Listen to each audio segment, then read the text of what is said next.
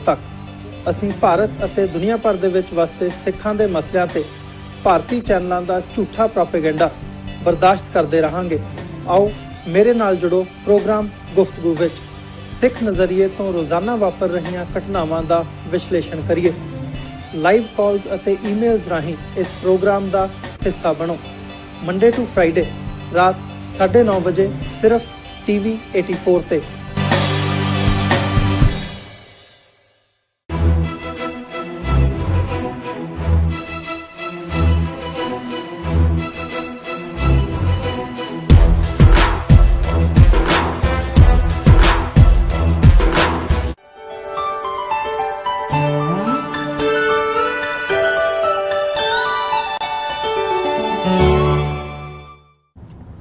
ਵਾਹਿਗੁਰੂ ਜੀ ਕਾ ਖਾਲਸਾ ਵਾਹਿਗੁਰੂ ਜੀ ਕੀ ਫਤਿਹ। TV 84 ਦੇ ਸਾਰੇ ਦਰਸ਼ਕ ਤੇ ਸਰੋਤੇ ਜਿਹੜੇ ਇਸ ਵਕਤ ਸਾਡੇ ਨਾਲ ਨਾਰਥ ਅਮਰੀਕਾ ਦੇ ਵਿੱਚੋਂ ਜੁੜੇ ਹੋਏ ਆ ਜਾਂ ਫਿਰ ਸੋਸ਼ਲ ਮੀਡੀਆ ਦੇ ਰਾਹੀਂ ਦੁਨੀਆ ਭਰ ਦੇ ਵਿੱਚ ਸਾਨੂੰ ਦੇਖ ਰਹੇ ਆ, ਉਹਨਾਂ ਸਾਰਿਆਂ ਦਾ ਮੈਂ ਅਮਰਵੀਰ ਸਿੰਘ ਅੱਜ ਇਸ ਪ੍ਰੋਗਰਾਮ ਦੇ ਵਿੱਚ ਤਹਿ ਦਿਲੋਂ ਸਵਾਗਤ ਕਰਦਾ।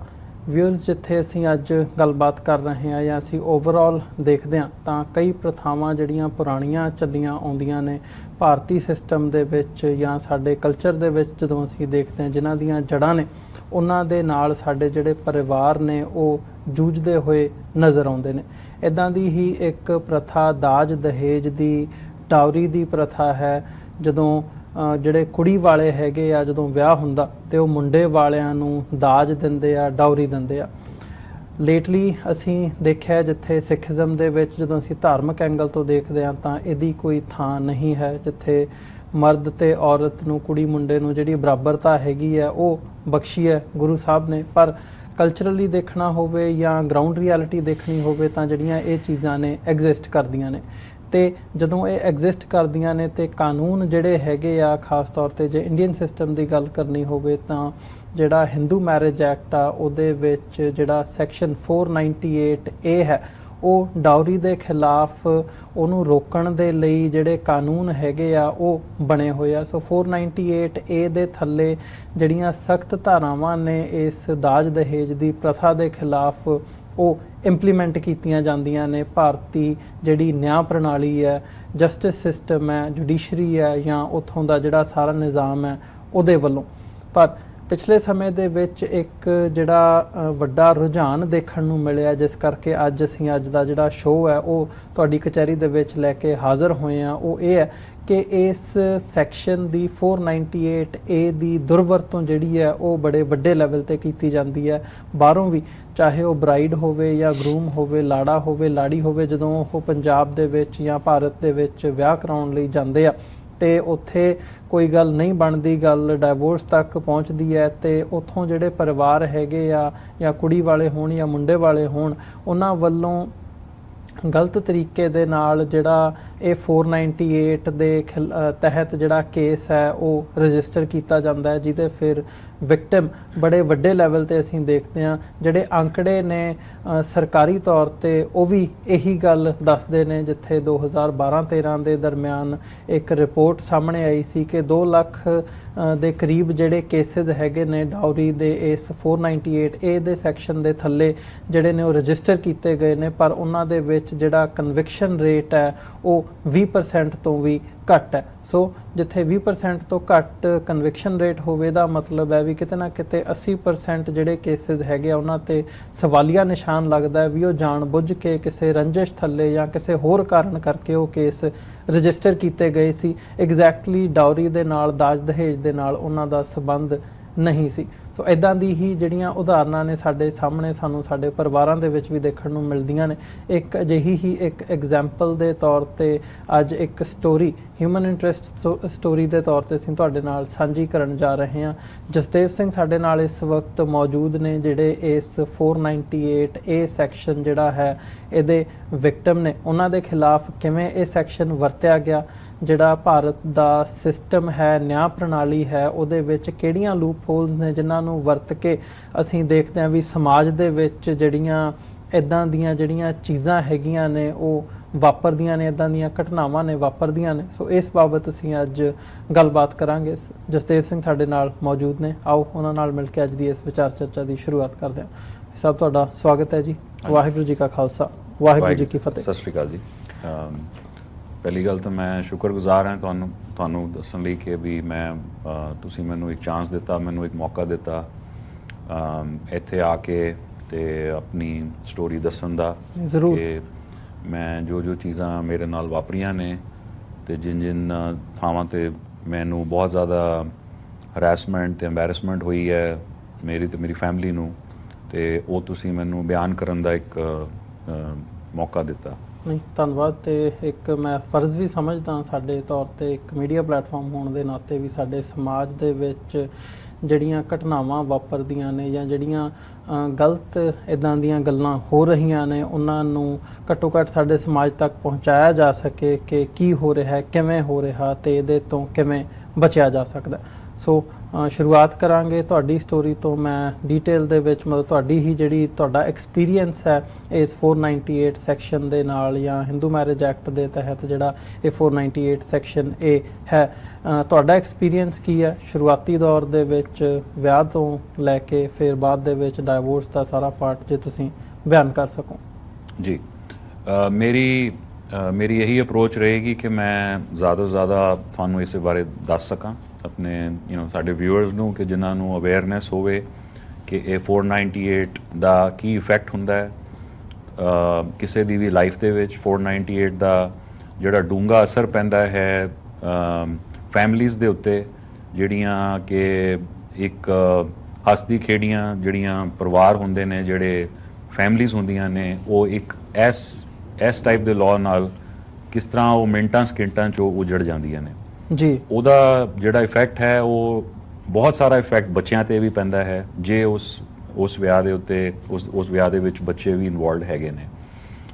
ਮੈਂ ਤੁਹਾਨੂੰ ਆਪਣੀ ਸਟੋਰੀ ਬਿਆਨ ਇਹ ਕਰਨਾ ਚਾਹਾਂਗਾ ਤੇ ਵਿਊਅਰਸ ਨੂੰ ਵੀ ਮੈਂ ਅਵੇਅਰ ਕਰਨਾ ਚਾਹਾਂਗਾ ਕਿ ਜਿਹੜਾ 498 ਦਾ ਸੈਕਸ਼ਨ ਹੈਗਾ ਉਹ ਹਿੰਦੂ ਮੈਰਿਜ ਐਕਟ ਦਾ ਇੱਕ ਪਾਰਟ ਹੈਗਾ, ਜਿਹੜਾ ਕਿ ਜਦੋਂ ਵੀ ਕੋਈ ਵਿਆਹ ਇੰਡੀਆ ਦੇ ਵਿੱਚ ਜਾਂ ਇੰਡੀਅਨ ਲਾਜ਼ ਦੇ ਵਿੱਚ ਸੋਲੇਮਨਾਈਜ਼ ਕੀਤਾ ਜਾਂਦਾ ਹੈ ਜੀ, ਤੇ ਚਾਹੇ ਉਹ ਕਿਸੇ ਵੀ ਇੰਡੀਅਨ ਸਿਟੀਜ਼ਨ ਜਾਂ ਫੋਰਨ ਸਿਟੀਜ਼ਨ ਤੇ ਵੀ ਲਾਗੂ ਹੁੰਦਾ ਹੈ।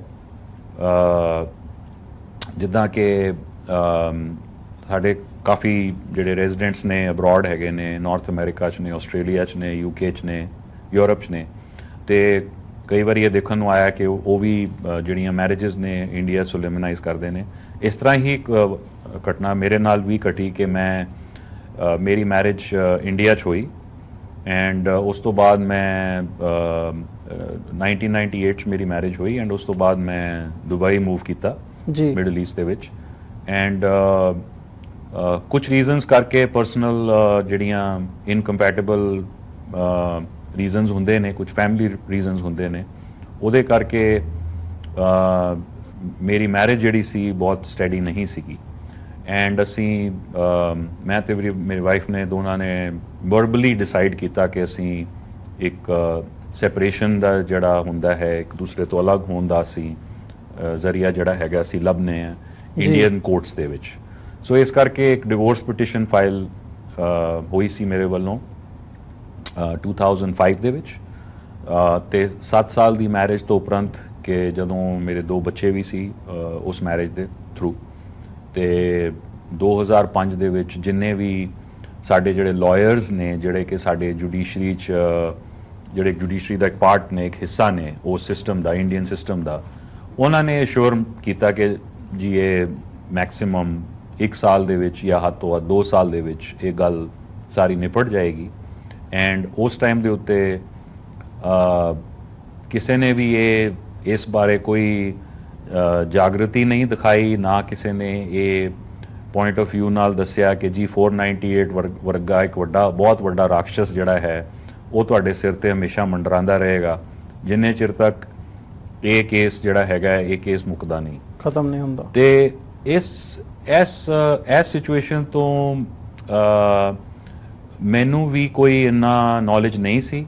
ਐਂਡ ਜਦੋਂ ਇਹ ਪ੍ਰੋਸੀਡਿੰਗ ਸ਼ੁਰੂ ਹੋਈ ਤੇ ਪਤਾ ਲੱਗਿਆ ਡਾਈਵੋਰਸ ਦੀ, ਹਾਂਜੀ ਡਾਈਵੋਰਸ ਦੀ, ਤੇ ਫਿਰ ਉਸ ਤੋਂ ਬਾਅਦ ਇਹ ਪਤਾ ਲੱਗਿਆ ਉਸ ਤੋਂ ਉਪਰੰਤ ਕਿ 498 ਵਰਗੀ ਵੀ ਕੋਈ ਚੀਜ਼ ਹੈ ਜਿਹੜੀ ਕਿ ਹਿੰਦੂ ਮੈਰਿਜ ਐਕਟ ਦੇ ਅੰਡਰ ਇੱਕ ਐਡਾ ਵੱਡਾ ਤੁਸੀਂ ਕਹਿ ਲਓ ਜਿਹਨੂੰ ਇੱਕ ਇਹੋ ਜਿਹਾ ਯੰਤਰ ਹੈ ਜਿਹੜਾ ਕਿ ਦੋਨਾਂ ਪਾਸਿਆਂ ਦੇ ਖਾਨਦਾਨਾਂ ਨੂੰ ਐਬਸੋਲੂਟਲੀ ਡਿਸਟਰੋਏ ਕਰ ਦਿੰਦਾ ਹੈ। ਜੀ ਤੇ ਇਹ ਚੀਜ਼ ਜਿਹੜੀ ਹੈ, ਕਿਉਂਕਿ ਮੈਂ ਇੱਕ ਸਿੱਖ ਪਰਿਵਾਰ ਨੂੰ ਬਿਲੋਂਗ ਕਰਦਾ, ਮੈਂ ਸਿੱਖ ਹਾਂ, ਤੇ ਮੈਂ ਐਜ਼ ਅ ਮਿਨੋਰਿਟੀ ਮੈਂ ਸੋਚਦਾ ਹਾਂ ਕਿ ਇਹ ਚੀਜ਼ ਮੇਰੀ ਤੇ ਮੇਰੀ ਫੈਮਿਲੀ ਨੂੰ ਬਹੁਤ ਵੱਡੇ ਡੂੰਘੇ ਲੈਵਲ ਤੇ ਇਸ ਚੀਜ਼ ਨੇ ਇਫੈਕਟ ਕੀਤਾ।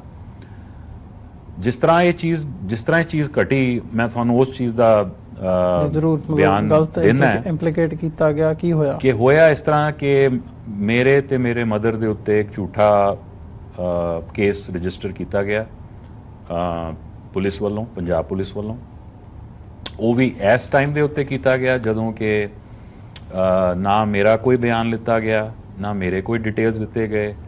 ਐਂਡ ਉਸ ਕੇਸ ਰਜਿਸਟਰ ਕਰਨ ਤੋਂ ਪਹਿਲਾਂ ਇੱਕ ਦੂਸਰੀ ਸਿਟੀ ਦੀ ਪੁਲਿਸ ਨੇ, ਜਿਹੜੀ ਜਿੱਥੇ ਮੈਂ ਰੈਜ਼ੀਡੈਂਟ ਸੀ ਕੁਝ ਟਾਈਮ ਲਈ, ਚੰਡੀਗੜ੍ਹ ਦੇ ਵਿੱਚ, ਜੀ, ਉਹਨਾਂ ਨੇ ਮੈਨੂੰ ਇੱਕ ਪੂਰਾ ਕਲੀਨ ਚਿੱਟ ਦਿੱਤੀ ਆਪਣੀ ਇਨਵੈਸਟੀਗੇਸ਼ਨ ਕਰਕੇ ਕਿ ਇਹਨਾਂ ਦੇ ਉੱਤੇ, ਮਤਲਬ ਮੇਰੀ ਫੈਮਿਲੀ ਦੇ ਉੱਤੇ ਕੋਈ ਵੀ 498 ਦਾ ਇੱਦਾਂ ਦਾ ਕੋਈ ਕੇਸ ਨਹੀਂ ਬਣਦਾ।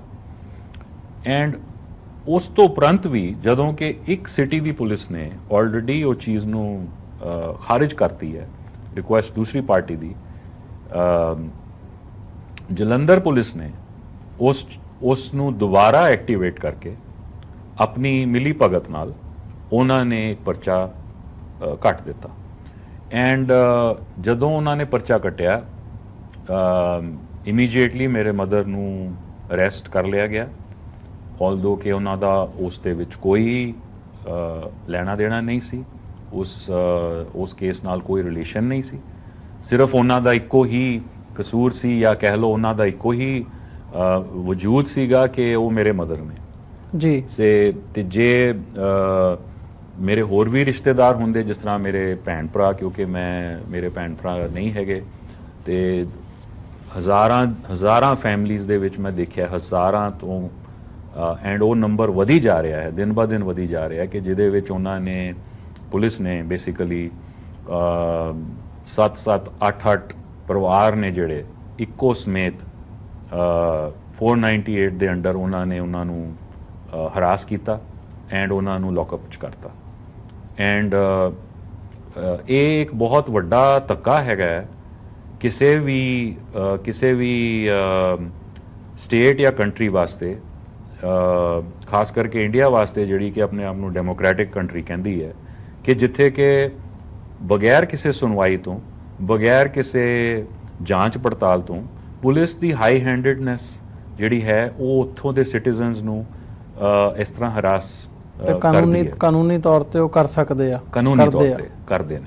ਸੋ ਇਹ ਸਭ ਤੋਂ ਪਹਿਲਾਂ ਜਦੋਂ ਮੈਨੂੰ ਝਟਕਾ ਲੱਗਿਆ 498 ਦਾ, ਕਿ ਜਦੋਂ ਮੈਂ ਇਹ ਦੇਖਿਆ ਕਿ ਇਹ ਹੋ ਗਿਆ ਹੈਗਾ ਇਸ ਤਰ੍ਹਾਂ, ਤੇ ਫਿਰ ਅਸੀਂ ਬੇਲ ਲਈ ਅਪਰੋਚ ਕੀਤਾ। ਐਂਡ ਬੇਲ ਜਿਹੜੀ ਹੈਗੀ ਹੈ, ਉਹ ਬੇਲ ਵੀ ਲੈਣੀ ਇਸ ਕੇਸ ਦੇ ਵਿੱਚ ਬਹੁਤ ਸਾਰੇ, ਮੈਂ ਦਰਸ਼ਕਾਂ ਨੂੰ ਇਹ ਵੀ ਦੱਸਣਾ ਚਾਹਾਂਗਾ ਕਿ ਇੱਕ ਬਹੁਤ ਵੱਡਾ ਪ੍ਰੋਸੈਸ ਹੈ, ਇਹ ਇੰਨਾ ਆਸਾਨ ਰਸਤਾ ਨਹੀਂ ਹੈ। ਐਂਡ ਬੇਲ ਵੀ ਨਹੀਂ ਮਿਲਦੀ ਆਸਾਨੀ ਨਾਲ। ਐਂਡ ਜਿਹੜੀ ਉਹਦੇ ਉੱਤੇ ਜਿਹੜੀ ਹਰਾਸਮੈਂਟ ਹੁੰਦੀ ਹੈ, ਉਹਦਾ ਮਤਲਬ ਮੈਂ ਬਿਆਨ ਨਹੀਂ ਕਰ ਸਕਦਾ ਕਿਸ ਲੈਵਲ ਦੀ ਹਰਾਸਮੈਂਟ ਹੁੰਦੀ ਹੈ। ਜਿਹੜੀ ਇੱਜ਼ਤ ਹੁੰਦੀ ਹੈ ਫੈਮਿਲੀ ਦੀ, ਔਰ ਇੰਨੇ ਸਾਲਾਂ ਤੋਂ ਜਿਹੜੀ ਕਮਾਈ ਹੋਈ ਇੱਜ਼ਤ ਹੁੰਦੀ ਹੈ, ਉਹ 1 ਸੈਕਿੰਡ ਦੇ ਵਿੱਚ ਖਤਮ ਹੋ ਜਾਂਦੀ ਹੈ। ਜਿਹੜੇ ਸਿਸਟਮ ਦੇ ਵਿੱਚ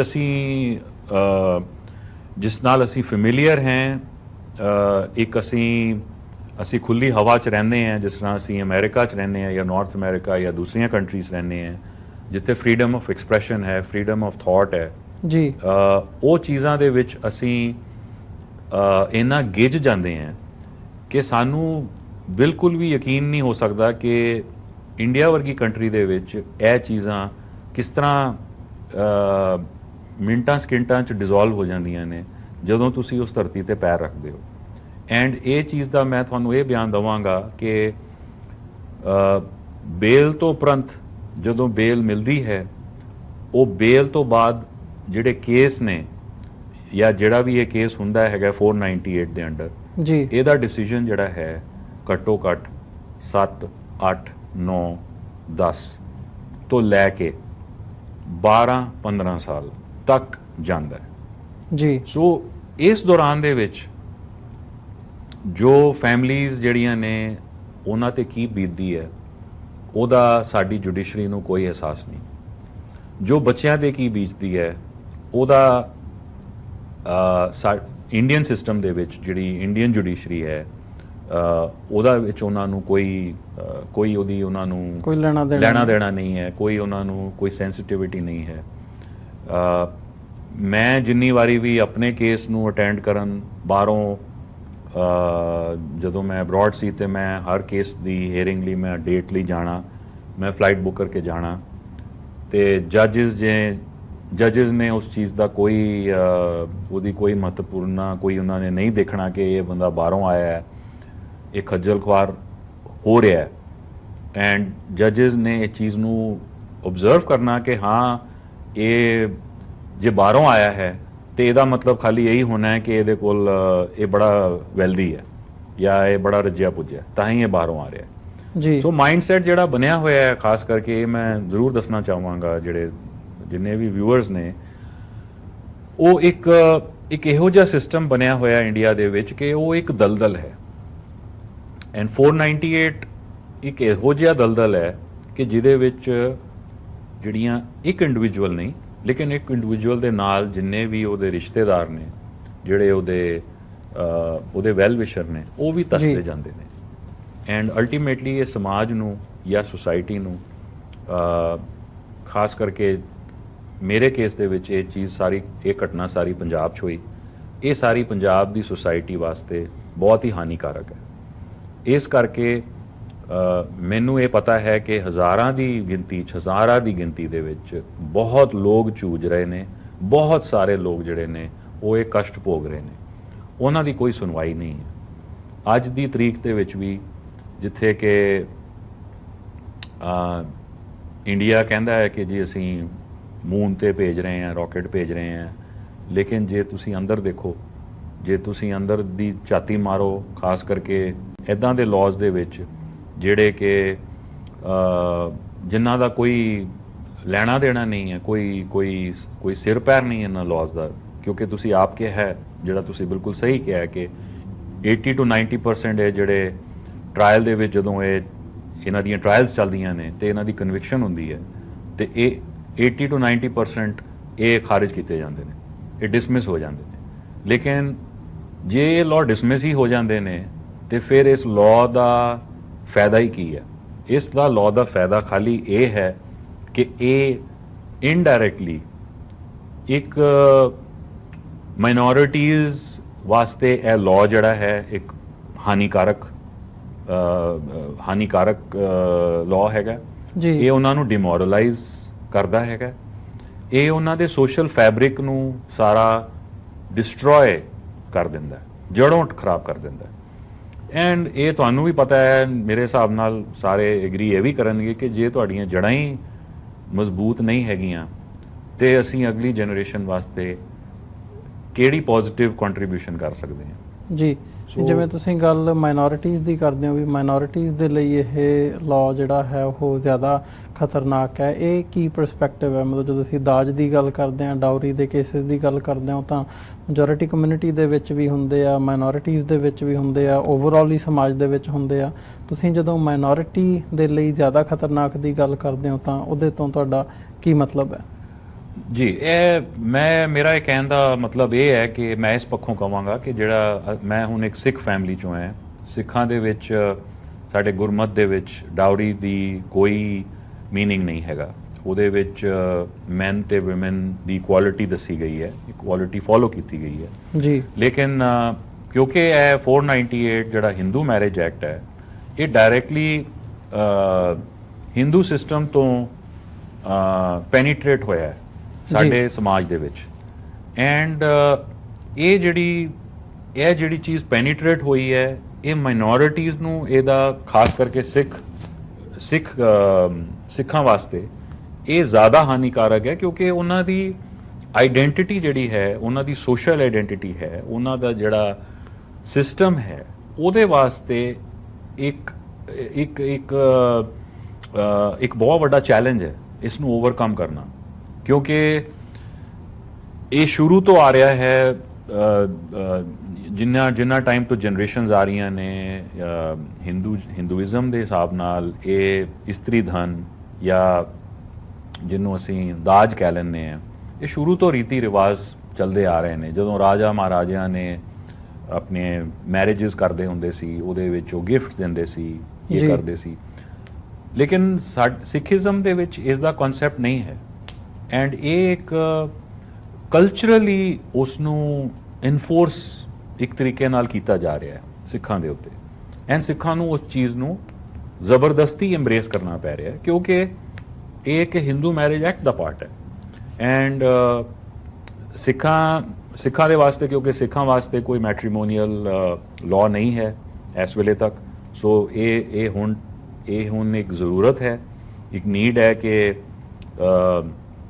ਉਸ ਪਾਸੇ ਵੀ ਸੋਚਣਾ ਚਾਹੀਦਾ ਹੈ ਤੇ ਦੇਖਣਾ ਚਾਹੀਦਾ ਹੈ ਕਿ ਕਿਸ ਤਰੀਕੇ ਨਾਲ ਸਿੱਖ ਜਿਹੜੇ ਨੇ ਆਪਣੇ ਲਾਜ਼ ਬਣਾ ਸਕਣ, ਐਂਡ ਆਪਣੀ ਇੱਕ ਇੰਡੀਪੈਂਡੈਂਟ ਥਾਟ, ਆਪਣੀ ਇੱਕ ਇੰਡੀਪੈਂਡੈਂਟ ਐਕਸਪ੍ਰੈਸ਼ਨ ਦੇ ਸਕਣ ਉਸ ਲਾਅ ਬਾਰੇ, ਹੋਰ ਵੀ ਲਾਜ਼ ਬਾਰੇ, ਲੇਕਿਨ ਇਸ ਲਾਅ ਬਾਰੇ ਵੀ। ਤੁਹਾਡਾ ਕਹਿਣ ਦਾ ਮਤਲਬ ਹੈ ਵੀ, ਜੇ ਮੈਂ ਗਲਤ ਨਾ ਹੋਵਾਂ, ਜੇ ਮੈਂ ਤੁਹਾਡੀ ਪੂਰੀ ਗੱਲ ਸਮਝਦਾ, ਕਿ ਜਿਹੜੀ ਇਹ ਪ੍ਰੋਬਲਮ ਹੈ, ਨਾ ਤਾਂ ਇਹ ਪ੍ਰੋਬਲਮ ਸਾਡੇ ਕਲਚਰ ਦਾ ਹਿੱਸਾ ਸੀ, ਉਹ ਵੀ ਸਾਡੇ ਵਿੱਚ ਕਿਸੇ ਦੂਜੇ ਕਲਚਰ ਦੇ ਵਿੱਚੋਂ ਆਈ ਹੈ, ਤੇ ਫਿਰ ਜਦੋਂ ਅਸੀਂ ਇਹਦੇ ਸੋਲੂਸ਼ਨ ਦੀ ਗੱਲ ਕਰਦੇ ਹਾਂ ਤਾਂ ਉਹ ਸਾਨੂੰ ਹਿੰਦੂ ਮੈਰਿਜ ਐਕਟ ਦੇ ਅਧੀਨ ਜਿਹੜੀ ਉਹਦਾ ਸੋਲੂਸ਼ਨ ਹੈ, ਉਹ ਉਹਨਾਂ ਦੇ ਐਕਟਸ ਦੇ ਅਕੋਰਡਿੰਗ ਹੀ ਸਾਡਾ ਸੋਲੂਸ਼ਨ ਲੱਭਣ ਦੀ ਕੋਸ਼ਿਸ਼ ਕੀਤੀ ਜਾਂਦੀ ਹੈ, ਰੈਦਰ ਦੈਨ ਸਾਨੂੰ ਆਪਣਾ ਇੰਡੀਪੈਂਡੈਂਟਲੀ ਸਾਡਾ ਜਿਹੜਾ ਸੋਲੂਸ਼ਨ ਦਾ ਪਾਰਟ ਵੀ ਹੈ ਉਹ ਹੋਣਾ ਚਾਹੀਦਾ ਸਾਡੇ ਆਈਡੀਓਲੋਜੀ ਦੇ ਮੁਤਾਬਕ ਜਾਂ ਸਾਡੇ ਪ੍ਰਿੰਸੀਪਲਸ ਦੇ ਮੁਤਾਬਕ।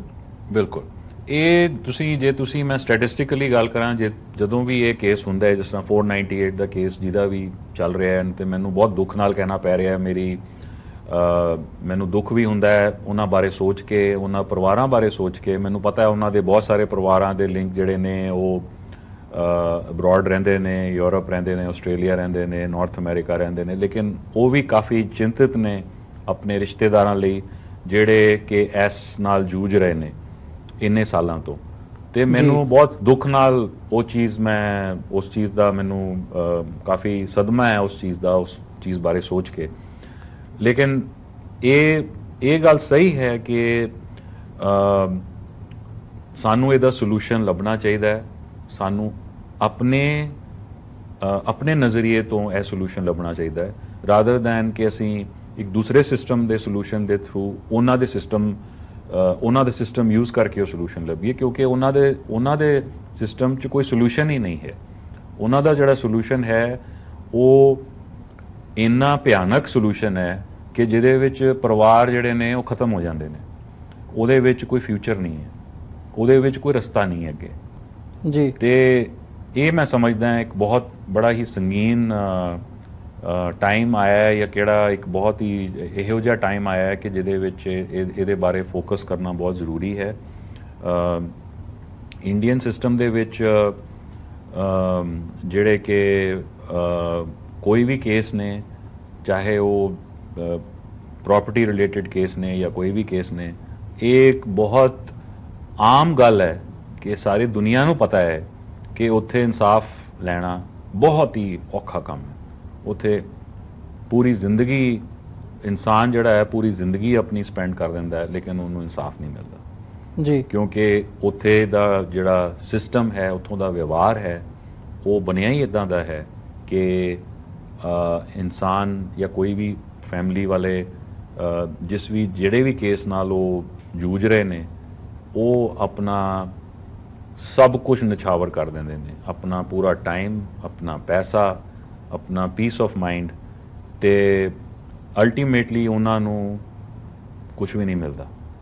ਸੋ ਇਹਦੇ ਬਾਰੇ ਸੋਚਣਾ ਜਾਂ ਇਹਦੇ ਬਾਰੇ ਵਿਚਾਰਨਾ, ਪਰਿਵਾਰਾਂ ਨੂੰ ਮੈਂ ਜ਼ਰੂਰ ਬੇਨਤੀ ਕਰਾਂਗਾ, ਫੈਮਲੀਜ਼ ਨੂੰ, ਕਿ ਉਹ ਕੁਝ ਟਾਈਮ ਕੱਢ ਕੇ ਇਹ ਆਪਣੇ ਸਾਡੇ ਜਿੰਨੇ ਵੀ ਸਿੱਖ ਭੈਣ ਭਰਾ ਨੇ ਉਹ ਇਹਦੇ ਬਾਰੇ ਸੋਚਣ ਕਿ ਹਾਂ ਇਹ ਟਾਈਮ ਹੁਣ ਆਇਆ ਹੈ ਕਿ ਜਿਹਦੇ ਵਿੱਚ ਅਸੀਂ ਇਹਦੇ ਬਾਰੇ ਥੋੜਾ ਸੀਰੀਅਸਲੀ ਸੋਚੀਏ ਕਿ ਅਸੀਂ ਅਗਲੀ ਆਪਣੀ ਫਿਊਚਰ ਜਨਰੇਸ਼ਨ ਨੂੰ ਅਸੀਂ ਕੀ ਦੇਣਾ। ਕਿਉਂਕਿ ਜੇ ਅਸੀਂ 498 ਦੇ ਹਿਸਾਬ ਨਾਲ ਚੱਲਾਂਗੇ ਤੇ ਕੱਲ ਨੂੰ ਕੋਈ ਐਦਾਂ ਦਾ ਇਨਸੀਡੈਂਟ ਮੇਰੇ ਹੋਰ ਕਿਸੇ ਵੀਰ ਨਾਲ ਹੁੰਦੀ ਹੈ ਇੱਦਾਂ ਦੀ ਕੋਈ ਘਟਨਾ ਤੇ ਉਸ ਨੂੰ ਮੈਂ ਸਮਝ ਸਕਾਂਗਾ ਕਿ ਮੈਂ ਸਮਝਦਾ ਹਾਂ ਕਿ ਉਹ ਕਿੰਨੀਆਂ ਪ੍ਰੋਬਲਮਸ ਦੇ ਥਰੂ ਜਾਏਗਾ। ਸੋ ਇਸ ਕਰਕੇ ਮੇਰਾ ਵੀ ਫਰਜ਼ ਬਣਦਾ ਹੈ ਤੇ ਮੈਂ ਕਹਾਂਗਾ ਅਸੀਂ ਸਾਰਿਆਂ ਦਾ ਫਰਜ਼ ਬਣਦਾ ਹੈ ਕਿ ਅਸੀਂ ਇੱਕ ਦੂਸਰੇ ਦੀ ਸਪੋਰਟ ਬਣੀਏ, ਅਸੀਂ ਇੱਕ ਦੂਸਰੇ ਨੂੰ ਇਹੋ ਜਿਹੇ ਟਾਈਮਸ ਤੋਂ ਬਚਾਈਏ ਤੇ ਅਵੇਅਰ ਕਰਵਾਈਏ ਕਿ ਇਹਦੇ ਬਹੁਤ ਬਹੁਤ ਜ਼ਿਆਦਾ ਨੁਕਸਾਨ ਨੇ ਇਹਦੇ 498 ਦੇ। ਕਿਉਂਕਿ ਮੈਂ ਖਾਸ ਕਰਕੇ ਮੈਂ ਦੇਖਿਆ ਹੈ ਕਿ ਜੇ ਮੈਂ ਆਪਣੀ ਹੱਡਬੀਤੀ ਬਿਆਨ ਕਰਾਂ ਕਿ ਮੈਂ ਕਿਸ ਤਰ੍ਹਾਂ ਮੈਨੂੰ ਪੁਲਿਸ ਡਿਪਾਰਟਮੈਂਟ ਨਾਲ ਜੂਝਣਾ ਪਿਆ ਜਿੱਥੇ ਕਿ ਮੈਨੂੰ ਕੋਈ ਸਪੋਰਟ ਨਹੀਂ ਮਿਲੀ। ਮੈਂ ਜੱਜਸ ਦੇ ਅੱਗੇ ਲੋਅਰ ਕੋਰਟ ਤੋਂ ਜੱਜਸ ਤੋਂ ਲੈ ਕੇ ਹਾਈ ਕੋਰਟ ਦੇ ਜੱਜਸ ਤੱਕ ਮੈਂ ਸਾਰਿਆਂ ਦੇ ਅੱਗੇ ਗਿੜਗਿੜਾਇਆ। ਮੈਨੂੰ ਆਪਣੇ ਬੱਚਿਆਂ ਨਾਲ ਟਾਈਮ ਸਪੈਂਡ ਕਰਨ ਦਾ ਕੋਈ ਮੌਕਾ ਨਹੀਂ ਦਿੱਤਾ ਗਿਆ। 12 ਸਾਲ ਤੋਂ ਜਿਹੜੇ ਕਿ ਮੇਰਾ ਹੁਣ 12ਵਾਂ ਸਾਲ ਹੈ ਕਿ ਮੈਨੂੰ ਅਜੇ ਤੱਕ ਕੋਈ ਇਨਸਾਫ ਨਹੀਂ ਮਿਲਿਆ ਤੇ ਉਸ 12 ਸਾਲ ਦੇ ਵਿੱਚ ਮੈਨੂੰ ਆਪਣੇ ਬੱਚਿਆਂ ਨਾਲ 12 ਦਿਨ ਵੀ ਨਹੀਂ ਨਸੀਬ ਹੋਏ ਕਿ ਮੈਂ ਉਹਨਾਂ ਨਾਲ 12 ਦਿਨ ਵੀ ਸਪੈਂਡ ਕਰ ਸਕਾਂ। ਸੋ ਜਿਹੜੇ ਕਿ ਸਾਡੀ ਸੋਚ ਹੈ ਇੱਕ ਕੰਟਰੀ ਬਾਰੇ, ਇੱਕ ਕੰਟਰੀ ਪ੍ਰਤੀ ਕਿ ਹਾਂਜੀ ਇਹ ਕੰਟਰੀ ਡੈਮੋਕ੍ਰੈਟਿਕ ਹੈ, ਸੈਕੂਲਰ ਹੈ, ਇੱਕ ਫ੍ਰੀ ਥਾਟ ਨਾਲ ਇੱਕ ਫ੍ਰੀ ਕੰਟਰੀ ਹੈ, ਉਹ ਬਿਲਕੁਲ ਵੀ ਇਸ ਤਰ੍ਹਾਂ ਨਹੀਂ ਹੈ। ਜਦੋਂ ਕੋਈ ਵੀ ਇੰਡੀਆ ਜਾਂਦਾ ਹੈ ਜਾਂ ਇੰਡੀਆ 'ਚ ਰਹਿੰਦਾ ਹੈ ਉਹ ਹਮੇਸ਼ਾ ਇਸ ਤਰ੍ਹਾਂ ਹੀ ਫੀਲ ਕਰਦਾ ਹੈ ਕਿ ਉਹ ਇੱਕ ਓਪਰਾ ਹੈ। ਉਹਨੂੰ ਹਮੇਸ਼ਾ ਇਸ ਤਰ੍ਹਾਂ ਹੀ ਅਹਿਸਾਸ ਹੁੰਦਾ ਹੈ, ਖਾਸ ਕਰਕੇ ਮੈਨੂੰ ਇਹ ਅਹਿਸਾਸ ਹੋਇਆ ਕਿ ਮੇਰੀ ਇੱਥੇ ਕੋਈ ਲੋੜ ਨਹੀਂ ਹੈ ਤੇ ਮੈਨੂੰ ਇਸ ਤਰ੍ਹਾਂ ਟਰੀਟ ਕੀਤਾ ਗਿਆ ਵੀ ਜਿੱਦਾਂ ਮੈਂ ਬੇਗਾਨਾ ਹੈ। ਸੋ ਇਸ ਕਰਕੇ ਮੇਰੇ ਕੇਸ ਨੂੰ ਜਾਂ ਮੇਰੇ ਵਰਗੇ ਜਿਹੜੇ ਹਜ਼ਾਰਾਂ ਲੋਕ ਨੇ ਜਿਹੜੇ ਇਸ ਵੇਲੇ ਉਸ ਕੇਸ ਦੇ ਅੰਡਰ ਫਸੇ ਹੋਏ ਨੇ ਤੇ ਉਹਨਾਂ ਨੂੰ ਕੋਈ ਆਸ ਨਹੀਂ ਹੈ ਕਿ ਉਹਨਾਂ ਨੂੰ ਕੋਈ ਇਨਸਾਫ ਮਿਲੂਗਾ, ਮੈਂ ਉਹਨਾਂ ਲਈ ਇਹ ਜ਼ਰੂਰ ਬੇਨਤੀ ਕਰਾਂਗਾ ਕਿ ਉਹਨਾਂ ਦੇ ਪਰਿਵਾਰਾਂ ਨਾਲ ਵੀ ਕਿ ਤੁਸੀਂ 498 ਬਾਰੇ ਸੋਚਣ, 498 ਬਾਰੇ ਪੜ੍ਹਨ ਤੇ ਉਸ ਸਿਸਟਮ ਨੂੰ ਸਮਝਣ ਕਿ ਉਸ ਸਿਸਟਮ ਦੇ ਵਿੱਚ ਕਿੰਨੀਆਂ ਖਾਮੀਆਂ ਨੇ। ਜੀ, ਤੇ ਅੰਤ ਦੇ ਵਿੱਚ ਕੋਈ ਮੈਸੇਜ ਦੇਣਾ ਚਾਹੋ, ਜਿਵੇਂ ਕੋਈ ਵੀ ਬੰਦਾ ਜਿਹੜਾ ਇਦਾਂ ਦੀ ਸਿਚੁਏਸ਼ਨ ਦੇ ਵਿੱਚ ਫਸਿਆ ਹੋਇਆ ਹੈ ਜਾਂ ਫਸਣ ਦੀ ਰੱਬ ਨਾ ਕਰੇ ਬਟ ਫਿਰ ਵੀ ਜਦੋਂ ਅਸੀਂ ਦੇਖਦੇ ਹਾਂ ਫਸਦਾ, ਤਾਂ ਆਪਣੇ ਐਕਸਪੀਰੀਅੰਸ ਦੇ ਵਿੱਚੋਂ ਉਹਨਾਂ ਨੂੰ ਕੋਈ ਸੁਜੈਸ਼ਨ, ਕੋਈ ਸੁਝਾਅ ਜਾਂ ਕੀ ਸਮਝਦੇ ਹੋ ਜਦੋਂ ਅਸੀਂ ਲੜਨ ਦੀ ਇਸ ਸਾਰੇ ਹੁੰਦਾ ਤਾਂ ਗਲਤੀ ਹੈ ਜਦੋਂ ਕੋਈ ਵੀ ਤੁਹਾਨੂੰ ਇੰਪਲੀਕੇਟ ਕਰਦਾ, ਗਲਤ ਤਰੀਕੇ ਨਾਲ ਉਹ ਕਰਦਾ, ਤੁਹਾਡੇ ਤੇ ਦੋਸ਼ ਆਇਦ ਕੀਤੇ ਜਾਂਦੇ ਆ ਤੇ ਤੁਸੀਂ ਕਿਵੇਂ ਉਹਨੂੰ ਫਾਈਟ ਬੈਕ ਕਰ ਸਕਦੇ ਹੋ? ਮੇਰੇ ਹਿਸਾਬ ਨਾਲ ਜਿਹੜੀ ਇਹ ਤੁਹਾਡਾ ਬਹੁਤ ਅੱਛਾ ਸਵਾਲ ਹੈ ਕਿ ਕਿਸੇ ਨਾਲ ਵੀ ਇਹ ਜੇ ਕੋਈ ਇੱਦਾਂ ਦੀ ਕੋਈ ਘਟਨਾ ਵਾਪਰੇ ਤੇ ਵਾਪਰਦੀ ਹੈ ਤੇ ਉਹਨੂੰ ਕੀ ਕਰਨਾ ਚਾਹੀਦਾ। ਮੇਰੇ ਕੇਸ ਦੇ ਵਿੱਚ ਮੈਂ ਸਭ ਤੋਂ ਪਹਿਲਾ ਸਟੈਪ ਤੇ ਇਹੀ ਹੈ ਕਿ ਤੁਸੀਂ ਜਾਂ ਕੋਈ ਵੀ ਜਿਹੜਾ ਇਨਸਾਨ ਹੈ ਜਿਹੜਾ ਇਸ ਫੈਮਿਲੀ ਜਾਂ ਫੈਮਿਲੀ ਹੈ ਜਿਹੜੀ ਇਸ ਦੇ ਥਰੂ ਜਾ ਰਹੀ ਹੈ ਉਹਨਾਂ ਨੂੰ ਆਪਣੀ ਲੀਗਲ ਰਿਪਰੈਜ਼ੈਂਟੇਸ਼ਨ ਦੇਣੀ ਚਾਹੀਦੀ ਹੈ ਕੋਰਟ ਦੇ ਵਿੱਚ। ਪਹਿਲਾ ਸਟੈਪ ਤੇ ਇਹ ਹੈ। ਦੂਸਰਾ ਸਟੈਪ ਇਹ ਹੈ ਕਿ ਉਹ ਆਪਣਾ ਜਿੰਨਾ ਵੀ ਪੇਪਰ ਵਰਕ ਹੈ ਉਹ ਆਪਣੇ ਆਪ ਨਾਲ ਇੰਟੈਕਟ ਰੱਖਣ। ਕੋਈ ਵੀ ਡਾਕੂਮੈਂਟ ਜਿਹੜਾ ਉਹਨਾਂ ਨੇ ਪ੍ਰੋਡਿਊਸ ਕਰਨਾ ਹੈ ਉਹ ਆਪਣਾ ਹਮੇਸ਼ਾ ਆਪਣੇ ਕੋਲ ਰੱਖਣ। ਤੇ ਇਹ ਤਾਂ ਹੋ ਗਿਆ ਡਾਕੂਮੈਂਟੇਸ਼ਨ ਪੁਆਇੰਟ ਆਫ ਵਿਊ ਨਾਲ ਜਾਂ ਤੁਸੀਂ ਜੋ ਤੁਸੀਂ ਪ੍ਰੈਕਟੀਕਲ ਪੁਆਇੰਟ ਆਫ ਵਿਊ ਨਾਲ ਕਰ ਸਕਦੇ ਹੋ ਜੀ। ਲੇਕਿਨ ਇੱਕ ਇਹਦਾ ਦੂਸਰਾ ਪਹਿਲੂ ਹੈਗਾ, ਉਹ ਹੈਗਾ ਕਿ ਤੁਸੀਂ ਸਪਿਰਿਚੁਅਲੀ ਕੀ ਕਰ ਸਕਦੇ ਹੋ। ਸਾਨੂੰ ਸ਼ੁਕਰਗੁਜ਼ਾਰ ਹੋਣਾ ਚਾਹੀਦਾ ਹੈ ਕਿ ਅਸੀਂ ਇੱਕ ਸਿੱਖ ਕਮਿਊਨਿਟੀ ਨੂੰ ਬਿਲੋਂਗ ਕਰਦੇ ਹਾਂ। ਸਾਡੇ ਕੋਲ ਇੰਨਾ ਭੰਡਾਰ ਹੈ ਸਪਿਰਿਚੁਅਲਿਟੀ ਦਾ ਕਿ ਸਾਡੇ ਗੁਰੂਆਂ ਨੇ ਸਾਨੂੰ ਇੰਨਾ ਕੁਝ ਦਿੱਤਾ ਹੈ। ਅਸੀਂ ਸਿਰਫ ਉਹਦੇ ਚੋਂ ਜੇ ਥੋੜਾ ਜਿਹਾ ਟਾਈਮ ਹੀ ਕੱਢ ਕੇ ਅਸੀਂ ਥੋੜਾ ਉਹਨਾਂ ਵੱਲ ਧਿਆਨ ਕਰੀਏ, ਥੋੜਾ ਆਪਣੀ ਫੋਕਸ ਵਧਾਈਏ, ਆਪਣੀ ਕਨਸੈਂਟਰੇਸ਼ਨ ਵਧਾਈਏ, ਉਹਦੇ 'ਚ ਸਾਨੂੰ ਬਹੁਤ ਜ਼ਿਆਦਾ ਸਹਿਨ ਸ਼ਕਤੀ ਮਿਲਦੀ ਹੈ, ਸਾਨੂੰ ਉਸ ਚੀਜ਼ ਨੂੰ ਫਾਈਟ ਕਰਨ ਦੀ ਇੱਕ ਸ਼ਕਤੀ ਮਿਲਦੀ ਹੈ ਜੀ। ਇੱਕ ਗੱਲ ਮੈਂ ਜ਼ਰੂਰ ਦੱਸਣਾ ਚਾਹਾਂਗਾ ਕਿ 498 ਦਾ ਇਸ ਪੁਆਇੰਟ ਆਫ ਟਾਈਮ ਤੱਕ ਹੁਣ ਤੱਕ ਕੋਈ ਇਲਾਜ ਨਹੀਂ ਹੈ। ਲੇਕਿਨ ਇਹਦਾ ਮਤਲਬ ਇਹ ਨਹੀਂ ਹੈ ਕਿ ਅਸੀਂ ਹੱਥ ਛੱਡ ਦਈਏ, ਇਹਦਾ ਮਤਲਬ ਇਹ ਨਹੀਂ ਹੈ ਕਿ ਅਸੀਂ ਹਾਰ ਮੰਨ ਲਈਏ, ਇਹਦਾ ਮਤਲਬ ਇਹ ਨਹੀਂ ਹੈ ਕਿ ਅਸੀਂ ਸੋਚੀਏ ਕਿ ਸਾਡੇ ਨਾਲ ਜੋ ਹੋਏਗਾ ਮਾੜਾ ਹੋਏਗਾ। ਮੈਂ ਇਹ ਕਹਾਂਗਾ ਕਿ ਅਸੀਂ ਇਸ ਚੀਜ਼ ਨੂੰ ਫਾਈਟ ਕਰਨ ਲਈ, ਇਸ ਚੀਜ਼ ਨੂੰ ਰੈਜ਼ਿਸਟ ਕਰਨ ਲਈ ਅਸੀਂ ਹੋਰ ਸਟਰੋਂਗ ਹੋਈਏ, ਅਸੀਂ ਦਿਖਾਈਏ ਕਿ ਹਾਂ ਅਸੀਂ ਇੱਕ ਟਾਈਮ ਐਸਾ ਆਏਗਾ ਕਿ ਅਸੀਂ 498 ਵਰਗਾ ਜਿਹੜਾ ਇੰਨਾ ਹਾਨੀਕਾਰਕ ਲਾਅ ਹੈ ਉਹ ਅਸੀਂ ਇੰਡੀਆ 'ਚੋਂ ਖਤਮ ਕਰ ਦਈਏ।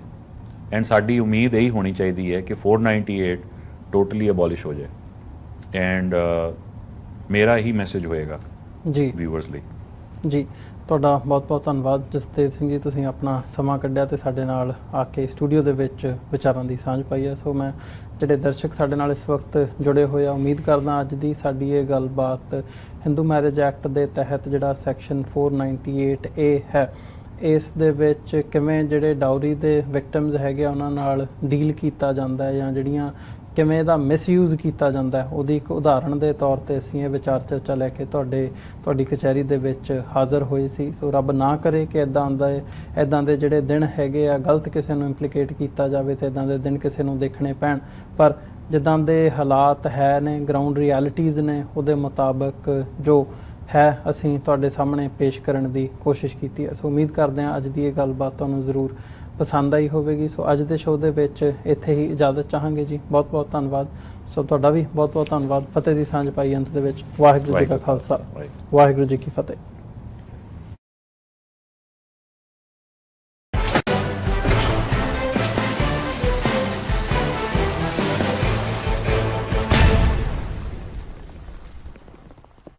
मुद्दतें गुजरी रंजो सितम सहते हुए, अब शर्म सी आती है इस वतन को वतन कहते हुए। ਦਹਾਕਿਆਂ ਤੋਂ ਭਾਰਤੀ ਹਕੂਮਤ ਨੇ ਲੋਕਤੰਤਰ ਦੀ ਚਾਦਰ ਹੇਠ ਭੀੜਤੰਤਰ ਦੇ ਡੰਡੇ ਨਾਲ ਭਾਰਤ ਵਿੱਚ ਵਸਦੀਆਂ ਘੱਟ ਗਿਣਤੀ ਕੌਮਾਂ ਨੂੰ ਦੱਬਣ, ਕੁਚਲਣ ਅਤੇ ਮਕਾਉਣ ਲਈ ਹਰ ਹਰਬਾ ਵਰਤਿਆ। ਰਾਸ਼ਟਰਵਾਦ ਦੇ ਨਾਮ ਤੇ, ਅੱਤਵਾਦ ਦੇ ਨਾਮ ਤੇ